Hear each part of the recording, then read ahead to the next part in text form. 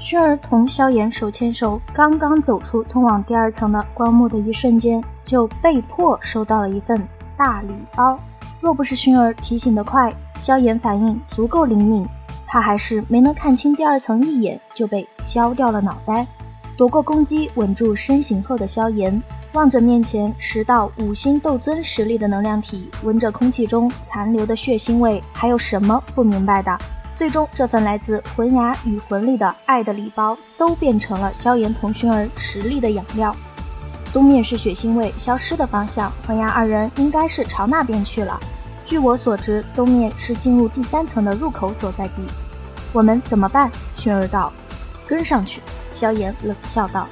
既然他们想玩，那我们便陪他们玩到底。此时萧炎2人前方视线遥不可及的地方，2道闪电飞掠的身影突然顿了下来，偏过头望着遥远的后方已经变成独臂的魂力，沉声道：他们也进入第2层了，那些能量体都被干掉了。此时的魂力脸色依旧苍白，但其气息却是略微稳定了一些，毕竟这里的能量体众多，用来疗伤再合适不过。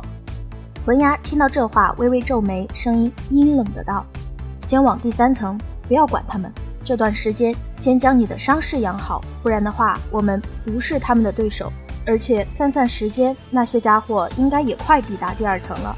若是让萧炎2人跟古青阳他们汇合在一起，那我们就彻底不是对手了。再说了，早点到第3层对我们的计划也很有利，到时候等人都到齐了，就全部一锅端掉，反正谁都知道天幕凶险，这些家伙全死在这里，也没人能够说什么。魂力点了点头。一想到他们之后的计划，魂力觉得断臂处的伤口都没那么疼啦，甚至还有种大仇即将得报的舒心与快感。1周后，自进入第2层以后，已经在1周的时间里经历了上百回灵魂体自爆袭击的萧炎2人已经是烦不胜烦了。蚊子虽小，但架不住它多呀。而且从这1周多的追赶情况来看，虽然魂牙2人被他们追得有些狼狈，但从偶尔遇见的一些散落而开的能量印记就能够瞧出魂力的伤势正在迅速的恢复，这可不是什么好消息。不过好在追逐魂牙他们的路上，萧炎2人在路上所遇见的任何能量体最终都化为了能量核，其中甚至还有一颗8级的能量核，可惜没有遇见9级的能量体。以你的实力，恐怕也就这种等级的能量核对你有用。摸了摸薰儿的脑袋，萧炎有些惋惜的道。其实这段时间以来，大部分的能量核都被薰儿以各种借口让给萧炎了，对此萧炎全盘接收。他渴望着变强，同样也渴望着守护薰儿。薰儿看着萧炎微微一笑，并没有接过话头，而是转移话题道：还有5天时间，我们应该便是能够达到第3层。闻言，萧炎缓缓地点了点头。对于先祖的幕府，萧炎的心中是十分的期盼的，因为萧炎总有着某种预感，在那里必然有着这位先祖留给后人的一些东西。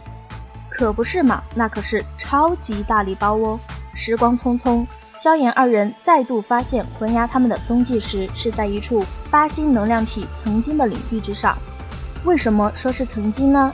那是因为魂力的伤势已经恢复得差不多了，这等好东西他与魂牙怎么可能给萧炎留着？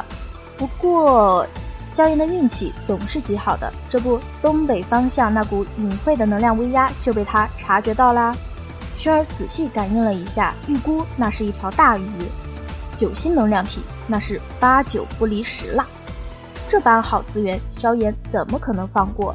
于是2人全力飞掠将近20分钟后，终于是来到了那个9星能量体的领地。那能量体也是个讲究人儿，控制了不少的7、8星的能量体为自己守护江山。萧炎可不是个墨迹的人，擒贼当然是先擒王啦。先跟这些小喽啰开战可不是什么明智之举。只见萧炎2人十分轻松的就绕过了卫兵，深入敌营，欲直接将9星能量核收入囊中。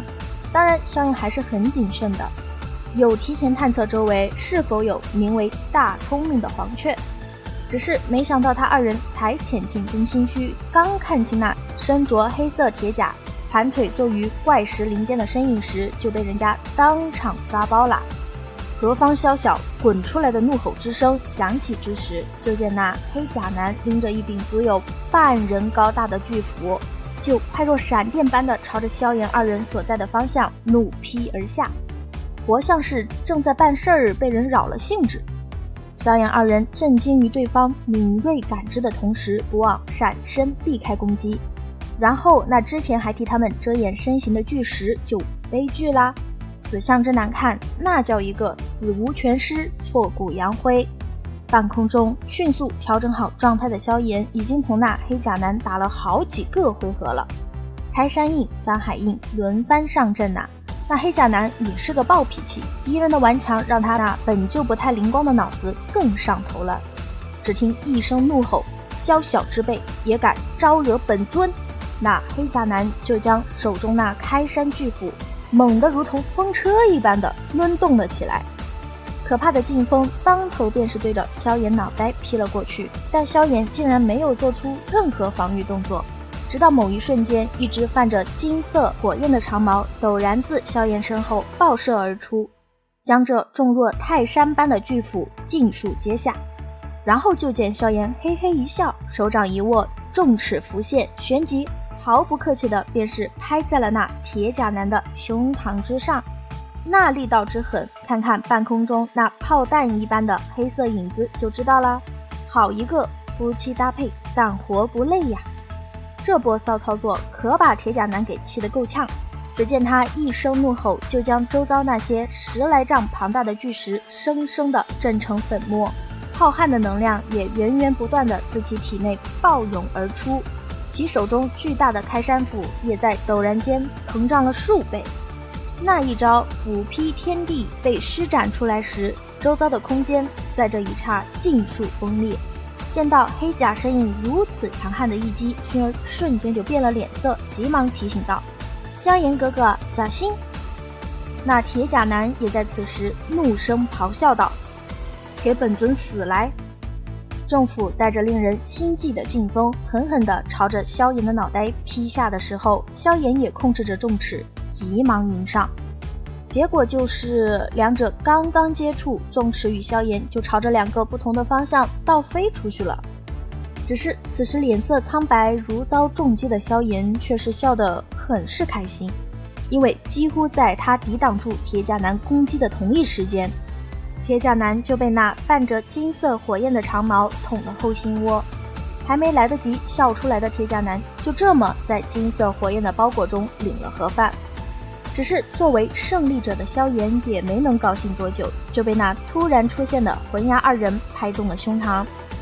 与此同时，一道讨厌的声音随之响起：萧炎，在追杀人的时候可千万记得不要因为其他事情分心啊，猎人与猎物很容易便是会转换的。魂牙有些狰狞地笑道。萧炎那苍白到几乎失去血色的面容让魂牙十分的快活，只是他高兴的有点太早了。萧炎盯着他二人露出诡异笑容的那一刻，一直觉得不太踏实的魂牙确定了心中所想，下意识的就想逃。可惜随着萧炎森冷的声音落下，我还以为你二人真要躲一辈子呢。面前的萧炎就爆开了，明白自己中计了的魂牙与魂力，此刻恨不得多长2条腿用来逃跑。废话，看着架势就是已经挖好了坑，就等着小爷跳呢。然而萧炎钓了这么久的鱼，怎么可能轻易的让鱼跑掉？只见萧炎本尊突然自魂牙二人后方的一片空间显现，魂牙最先反应过来，并快速做出应对，袖袍一抖间，就见一条粗壮的漆黑锁链就如同毒蛇一般爆射而出，直奔萧炎的脑袋而去。这慌忙一击怎么可能打中萧炎？只见萧炎缓缓一笑，脚掌猛地一跺虚空，那地面便是陡然炸裂而开，旋即一道丈许庞大的岩浆柱爆冲天际，然后与那漆黑锁链狠狠地撞击在一起。就在这电光火石的一瞬间，薰儿已经快速地收好了那9星能量盒，身形一闪便是包抄到了魂牙二人的后方，冷笑道：我们便是奇怪，酒精能量核可是相当稀少的东西，若是你们发现酒精能量体的话，必然不会放过，为何此次会完全无动于衷？原来你还真是想要借此设伏，这话说的就差把猪脑子放明面上讽刺了。猪脑子1号魂牙，猪脑子2号魂力，脸色那叫一个精彩纷呈啊！最终还是萧炎出声打破了这诡异的寂静。逃了将近半个月，也厌烦了吧？萧炎淡笑道。萧炎，老子也已经很厌烦了，毕竟十分影响跟自家媳妇儿亲亲抱抱举高高，是有些烦了。袭击只不过想要省点力气罢了。既然此计不通，那么便就这样宰了你吧。试图挽回颜面的魂牙诡辩道。事已至此，双方又都很满意打一架解决问题的协商方式，一场大战也就避无可避啦。好了，本期分享就到此结束喽。视频呢看到这里了，给牛奶点个赞吧，订阅了的朋友记得开启小铃铛哟，这样就不会错过牛奶的更新啦。感谢您的耐心观看，拜拜，下期再见。